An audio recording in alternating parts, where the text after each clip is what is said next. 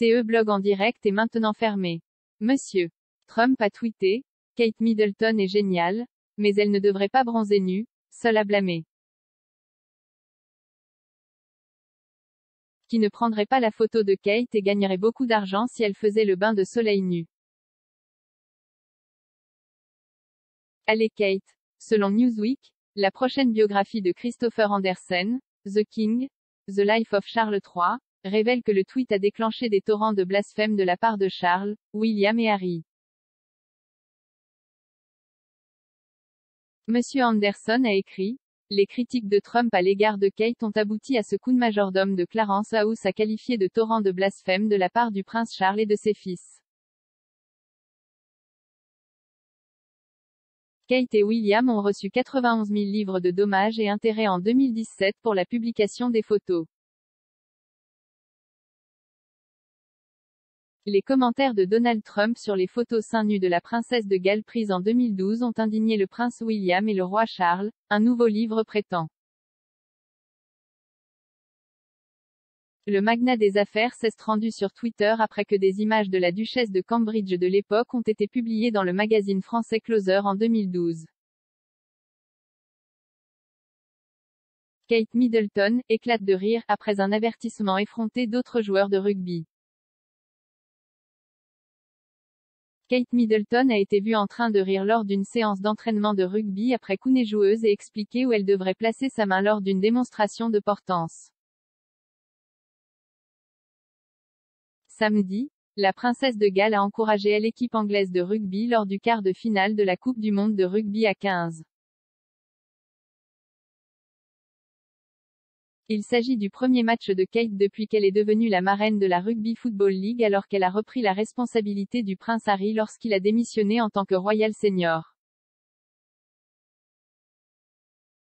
Kate est connue pour être une grande fan de rugby, et à la mi-temps, elle a déclaré: J'ai adoré regarder le match. C'est vraiment excitant, c'est tellement rapide. C'était vraiment excitant, et l'ambiance aussi. Même si elle regardait depuis les tribunes, Kate a prouvé qu'elle pouvait se débrouiller dans un match après avoir participé à une séance d'entraînement de rugby plus tôt cette année.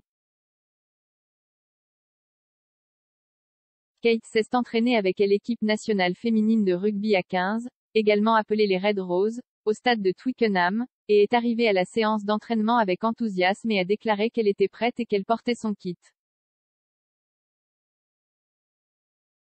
La princesse a été vue en train de rire bruyamment après avoir été informée par un joueur de rugby à l'air embarrassé qu'elle devrait placer ses mains sur le dos de Kate afin de démontrer un ascenseur utilisé pendant les matchs. Queen sera projetée sur Big Ben pour le jour du souvenir. Les autorités prévoient de marquer le premier dimanche du souvenir depuis la mort de la reine en projetant son image sur la tour Big Ben. Une photo d'une jeune princesse Elisabeth dans son uniforme militaire de la Seconde Guerre mondiale sera utilisée. Des images d'anciens combattants de la guerre des Malouines, qui ont eu lieu il y a 40 ans cette année, et des coquelicots qui tombent figureront également dans la commémoration de 3 heures. Big Ben frappera également 11 fois pour entamer les 2 minutes de silence lors du premier service commémoratif dirigé par le roi Charles III. Les carillons marqueront le retour officiel des cloches de la tour Elisabeth après qu'elles aient été réduites au silence pour un programme de conservation en 2017.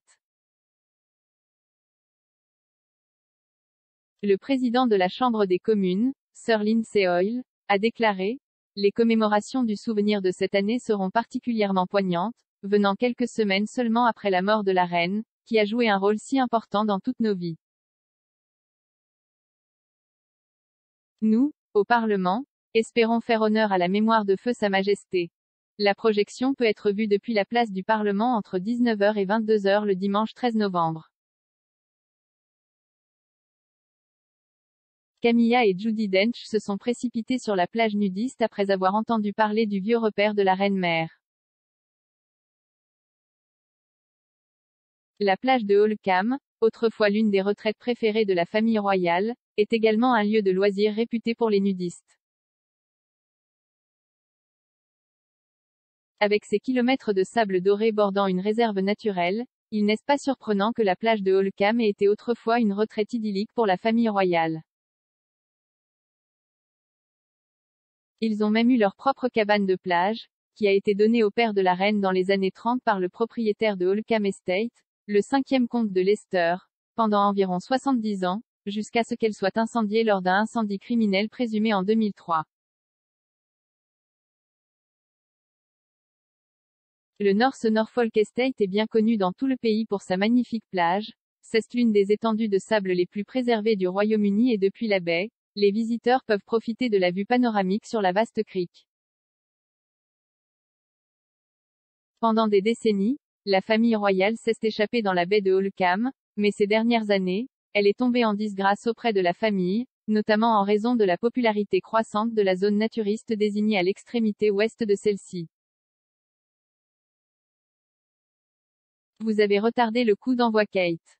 Les fans royaux félicitent Princess pour sa participation à la Coupe du monde de rugby. Il a été annoncé plus tôt cette semaine que la princesse de Galles assisterait au match alors que l'Angleterre affrontait la Papouasie-Nouvelle-Guinée. Kate a suscité les éloges des fans de rugby aujourd'hui alors qu'elle sortait pour le quart de finale de la Coupe du monde de rugby à 15. Mais certaines personnes désireuses que le match commence ont plaisanté en disant que la princesse de Galles retarderait le coup d'envoi alors qu'elle rencontrait des joueurs d'Angleterre et de Papouasie-Nouvelle-Guinée sur le terrain avant de s'asseoir. Kate a accueilli les joueurs des deux équipes au DW Stadium de Wigan cet après-midi avant le début du match, que l'Angleterre a remporté 46-6.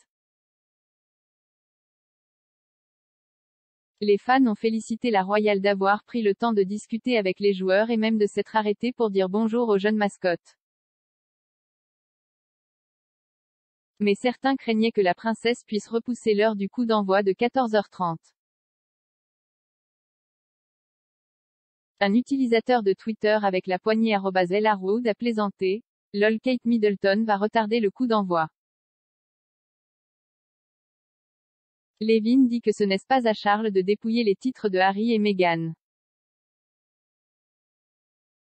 Angela Levin a déclaré qu'il n'appartenait pas au roi Charles de retirer les titres royaux du prince Harry et de Meghan Markle.